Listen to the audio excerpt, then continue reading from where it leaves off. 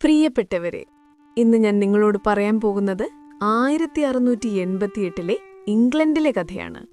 മൂടൽ മഞ്ഞിൽ മൂടപ്പെട്ടൊരു രാജ്യം, ദൈവദത്തമാണെന്ന് കരുതിയ രാജാധികാരം, സ്വാതന്ത്ര്യത്തിനായി കൊതിച്ച ജനങ്ങൾ, വർഷങ്ങൾ നീണ്ട പോരാട്ടം, പല രാജാക്കന്മാർ, പല പാർലമെന്റുകൾ, സ്വപ്നങ്ങൾ, ത്യാഗങ്ങൾ, പരാജയങ്ങൾ, വിജയങ്ങൾ. എന്നിട്ട് ഒടുവിൽ 1688 നവംബറിൽ ഒരു അതിശയം സംഭവിച്ചു. ഒരു തുള്ളി രക്തം പോലും ചിന്താതെ ഒരു രാജ്യം മുഴുവൻ മാറി. എങ്ങനെ? എന്തുകൊണ്ട്? വരൂ, ഈ മഹത്തായ യാത്രയിൽ നമുക്കും കൂടെ പോകാം. ജെയിംസ് ഒന്നാമനെ കാണാം, ചാൾസ് ഒന്നാമനെ കാണാം, ധീരസേനാനായകൻ ക്രോംവെല്ലിനെ കാണാം. 11 വർഷത്തെ ഇരുട്ടിലൂടെ നടക്കാം. റംബ് പാർലമെന്റും ലോങ് പാർലമെന്റും കാണാം. ഒടുവിൽ 1688 ആ മനോഹരമായ നവംബർ മാസത്തിൽ എത്തിച്ചേരാം, രക്തരഹിത വിപ്ലവത്തിന്റെ നിമിഷത്തിൽ. തയ്യാറാണോ? എങ്കിൽ കഥ തുടങ്ങാം. ആരംഭം. രാജാവ് ദൈവത്തിന്റെ പ്രതിനിധി എന്ന വിശ്വാസം. വളരെ കാലം മുൻപ് ഇംഗ്ലണ്ടിൽ ട്യൂഡർ എന്ന രാജകുടുംബം ഭരിച്ചിരുന്നു. അവരിൽ അവസാനത്തെ ഭരണാധികാരി എലിസബത്ത് രാജ്ഞി മരിച്ചപ്പോൾ 1603 സ്റ്റുവാർട്ട് എന്ന പുതിയ കുടുംബത്തിൽ നിന്നുള്ള ജെയിംസ് ഒന്നാമൻ വന്നു രാജാവായി. ഇയാളുടെ പ്രശ്നം എന്തെന്നറിയാമോ? ദൈവമാണ് തന്നെ രാജാവാക്കിയതെന്ന് അദ്ദേഹം വിശ്വസിച്ചു. എന്റെ അധികാരം സ്വർഗത്തിൽ നിന്നാണ്, ഞാൻ ഭൂമിയിൽ പരമാധികാരിയാണെന്നൊക്കെ പറയുമായിരുന്നു. ആളുകൾ അദ്ദേഹത്തെ പുറകിൽ എന്താണ് വിളിച്ചിരുന്നതെന്നറിയാമോ? ക്രൈസ്തവ ലോകത്തിലെ ഏറ്റവും ബുദ്ധിമാനായ വിഡ്ഢി. പക്ഷെ പാർലമെന്റിലെ ജനപ്രതിനിധികൾ ഇതൊന്നും വിശ്വസിച്ചില്ല. അത് തെറ്റാണ്, അവർ പറഞ്ഞു. രാജാധികാരം ദൈവദത്തമല്ല. ജനങ്ങളുടെ നിയമത്തിന് മുകളിൽ രാജാവിന് അധികാരമില്ല. നമ്മുടെ പഴക്കമുള്ള കോമൺ ലോ ഓഫ് ലാൻഡ് രാജാവും പാലിക്കണം. അങ്ങനെ രാജാവും ജനങ്ങളും തമ്മിലുള്ള നീണ്ട പോരാട്ടം ആരംഭിച്ചു. സഭകൾ തമ്മിലുള്ള പിണക്കം. രാജാവിനെ പിന്തുണച്ച ആംഗ്ലിക്കൻ സഭയും സാധാരണക്കാരെ പിന്തുണച്ച പ്യൂരിറ്റൻ സഭയും തമ്മിൽ കടുത്ത വഴക്കായി. ഇംഗ്ലണ്ട് രണ്ടായി പിളർന്നു. 1625 ചാൾസ് ഒന്നാമൻ സിംഹാസനത്തിൽ കയറി.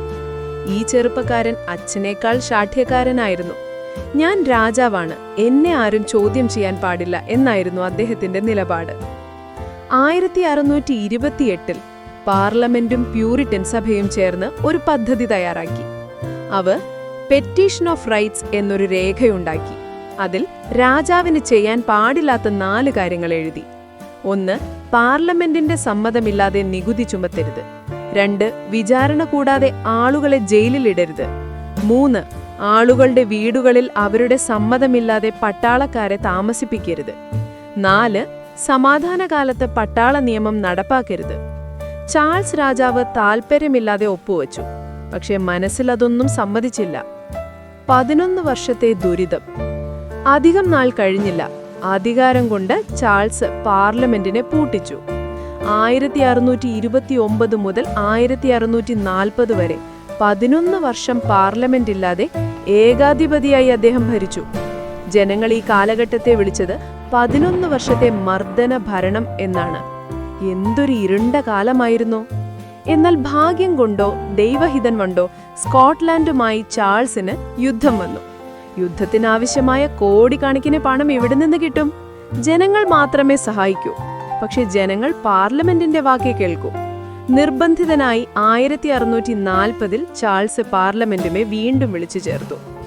ഈ പാർലമെന്റ് 1640 മുതൽ 1649 വരെ 9 വർഷം നിലനിന്നു.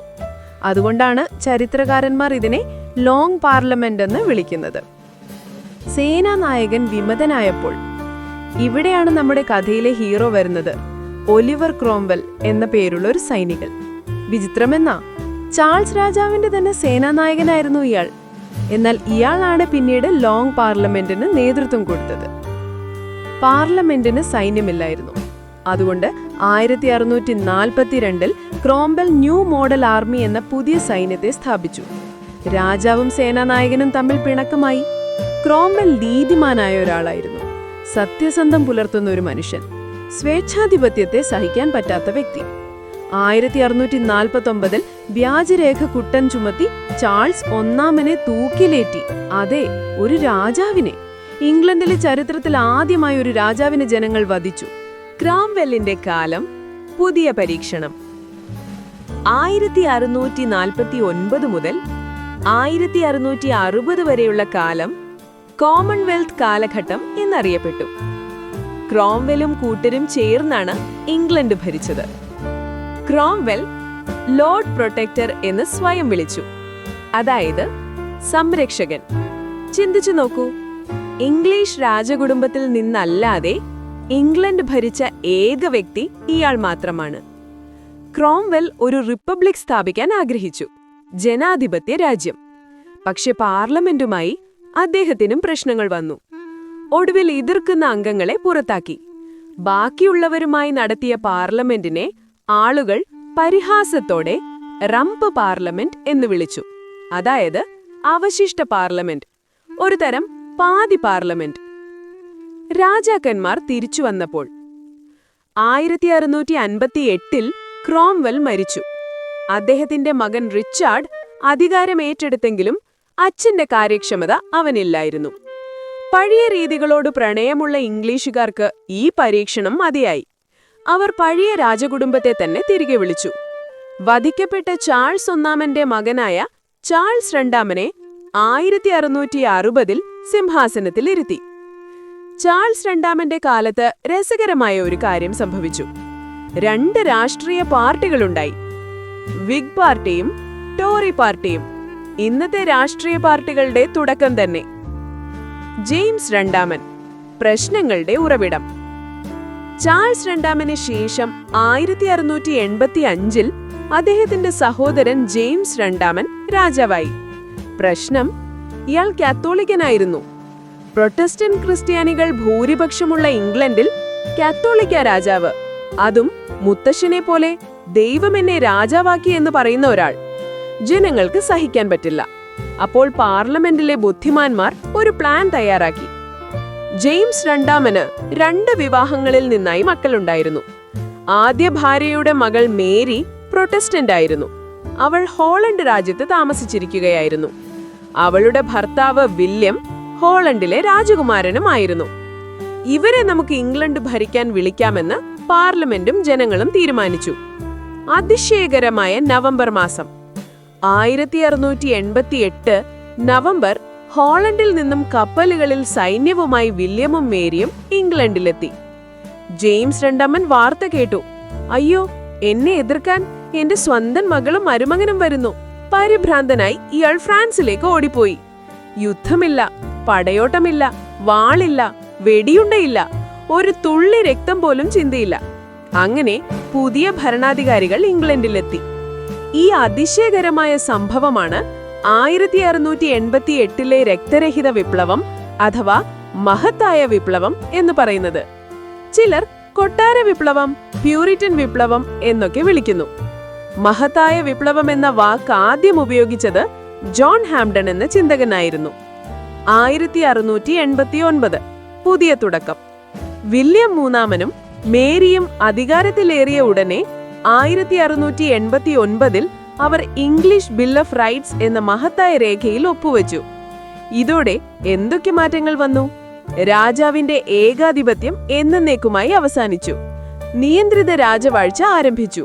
അതായത് രാജാവുണ്ട്, പക്ഷെ അധികാരം പാർലമെന്റിനാണ്. പാർലമെന്റ് ശക്തമായി. ഇന്ന് നമ്മൾ കാണുന്ന ജനാധിപത്യത്തിന്റെ വിത്തുകൾ പാകപ്പെട്ടു.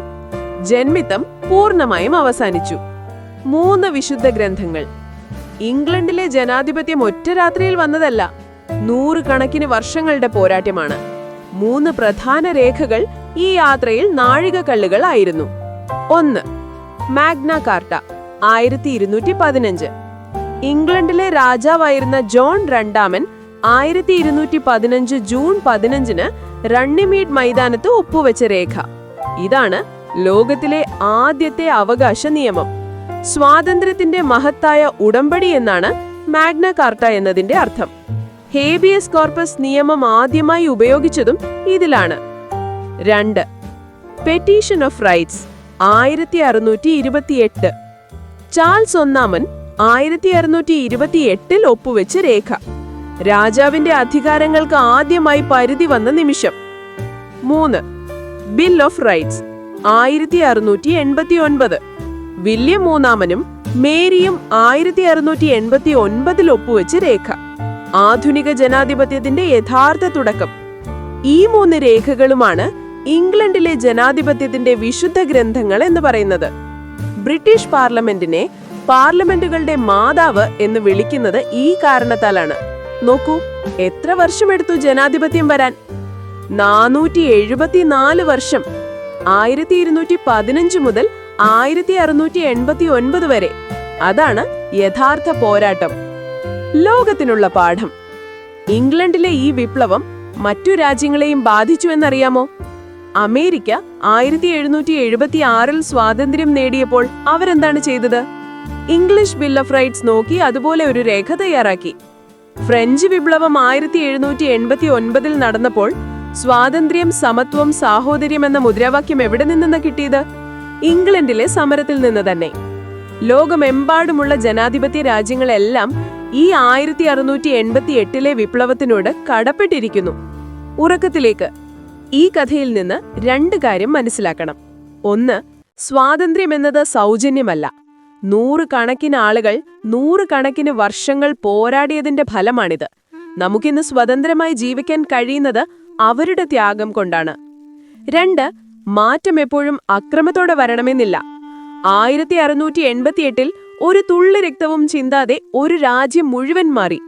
ബുദ്ധിയും ഐക്യവും ധൈര്യവും ഉണ്ടെങ്കിൽ അത് സാധ്യമാണ്. ജെയിംസ് ഒന്നാമൻ, ചാൾസ് ഒന്നാമൻ, ക്രോംവെൽ, ചാൾസ് രണ്ടാമൻ, ജെയിംസ് രണ്ടാമൻ, വില്യം, മേരി. എത്ര പേരുകൾ, എത്ര കഥകൾ, എത്ര സമരങ്ങൾ! Magna Carta 1215, petition of rights 1628, bill of rights 1689. ഈ 3 വിശുദ്ധ ഗ്രന്ഥങ്ങൾ പറയുന്നു, മനുഷ്യർക്ക് അവകാശങ്ങളുണ്ട്. ജനിച്ചതോടെ കിട്ടുന്ന അവകാശങ്ങൾ. ആ അവകാശങ്ങൾ ആരും, രാജാവ് പോലും തട്ടിയെടുക്കാൻ പാടില്ല. 11 വർഷത്തെ മർദ്ദന ഭരണം 1629 മുതൽ 1640 വരെ. കോമൺവെൽത്ത് കാലഘട്ടം 1649 മുതൽ 1660 വരെ. Long parliament, റംപ് parliament, wig party, Tory party. ഇതെല്ലാം ഇപ്പോൾ ചരിത്രമായി.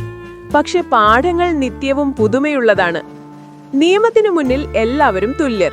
രാജാവും പ്രജയും, ധനികനും ദരിദ്രനും. അധികാരം ജനങ്ങളിൽ നിന്നാണ് വരുന്നത്, ദൈവത്തിൽ നിന്നല്ല. ശാന്തമായി ഉറങ്ങൂ. 1688 നവംബറിൽ ഇംഗ്ലണ്ടിന്റെ തീരത്തെ കപ്പലുകൾ എത്തിയപ്പോൾ ജനങ്ങൾ ആഹ്ലാദിച്ചു.